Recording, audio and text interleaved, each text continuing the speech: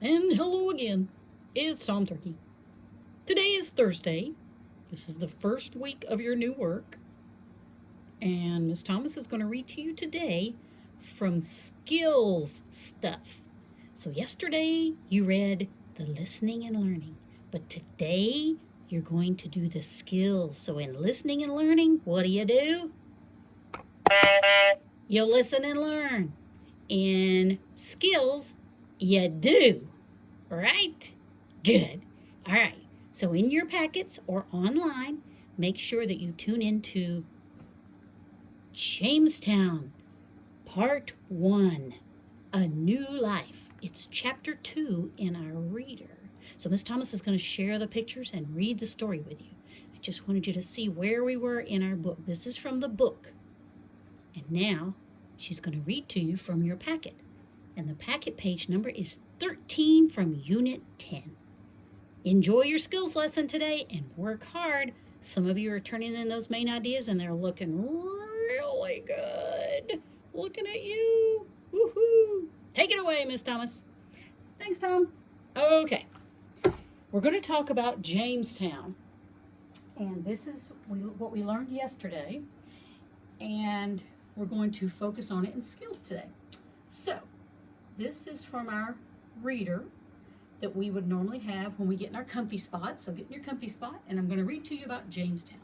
Now remember, these main ideas that I want you to write are based on information from the story. Now today's lesson is going to be a little different. We're going to do the question set, but I'm going to ask you to do what it says in your notebook as far as you're writing in your journal. And we'll go over that at the end. So here we go. Jamestown Part 1, A New Life. Tom, hurry up and eat your breakfast. You should have been out in the tobacco fields at least an hour ago, urged Mrs. Ann Tucker. I'm coming, Tom replied as he gulped down his milk and bread. I've been helping Jane collect the eggs. Well, hurry up, Mrs. Tucker commanded. The sun will have set before you've lifted a finger to help Mr. Tucker.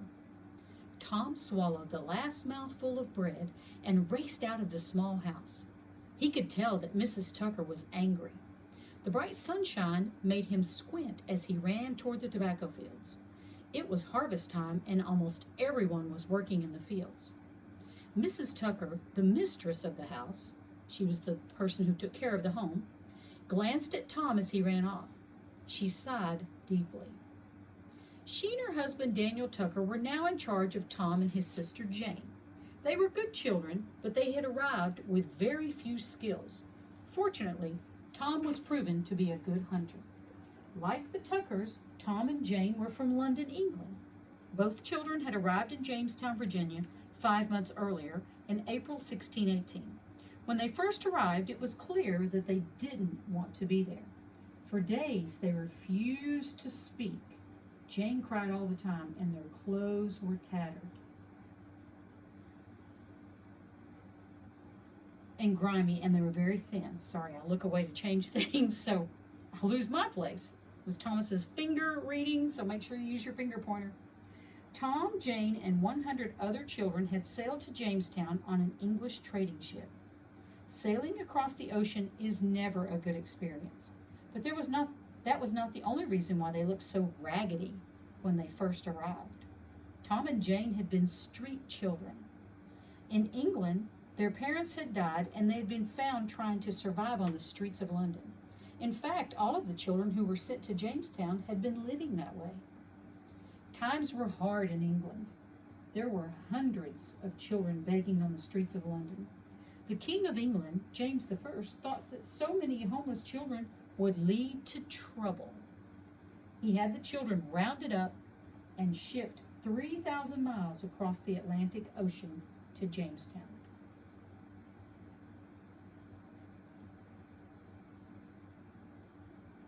Families in the colony had agreed to take the children in and put them to work.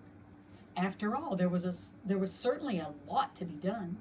Boys were needed to work in the fields. The colonists grew corn, squash, pumpkins, and tobacco. They had to hunt and fish as well.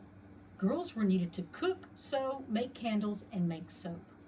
Boys and girls were needed to look after the cattle, goats, horses, and pigs that the colonists had brought with them. Children also cared for fruit trees and berry bushes. The English colonists had first arrived in Jamestown, Virginia in 1607. Some of the first English colonists had died of hunger and sickness. Others had not survived the freezing cold temperatures or the attacks on them by the Powhatan. However, none of these things had stopped more colonists from coming to Jamestown to start a new life.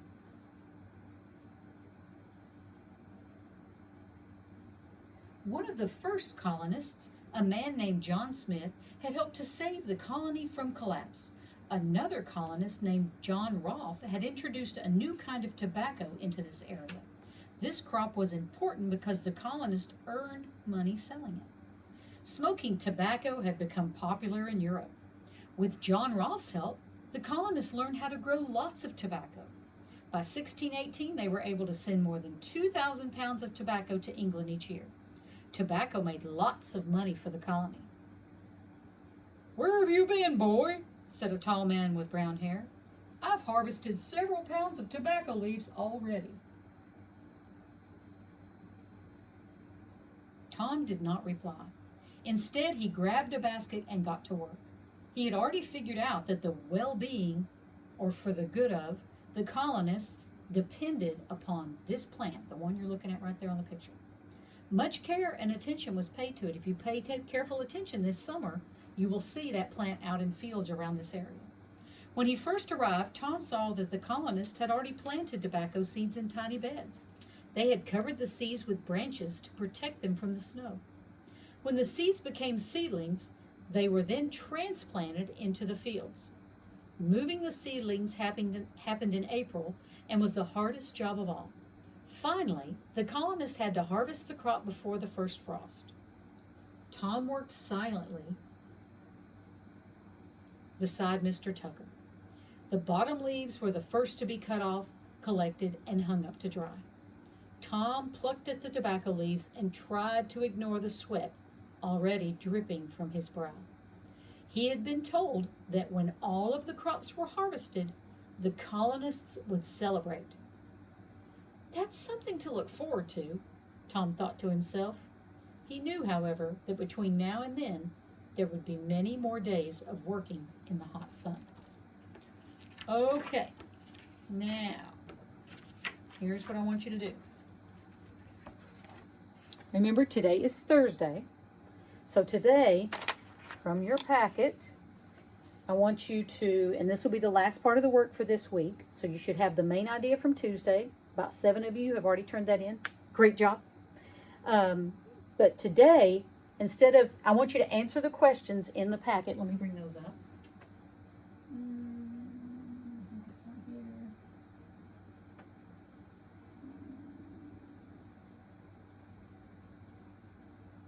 Hold on a second to load. No, that's the videos.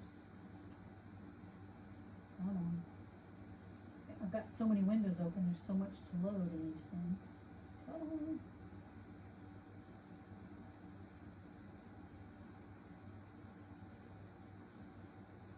Let's try again.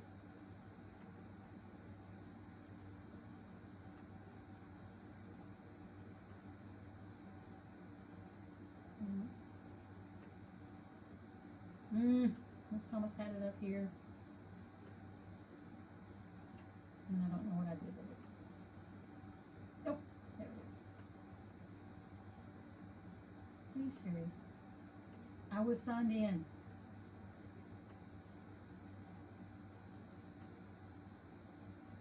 Oh, never mind. Okay. So anyways, from that packet, you'll go to the questions. Sorry, kids. Technology is just not being my friend today. Okay, so you're going to write today, and I'll post this today in our lesson. How did the different colonies in the New England region grow out of differing ideas and, make sure I'm on the right page. Sorry. That is just not my day. You're going to read Jamestown Part 1, A New Life. Then you're going to answer the questions about this story, about Jamestown, in your skills part. Then you're going to write, why did the colonists come to Jamestown in 1607? I will post that as a question on our main Google Classroom page, and that will be your assignment, okay? I do want you to be doing the questions because that's going to help you answer that question.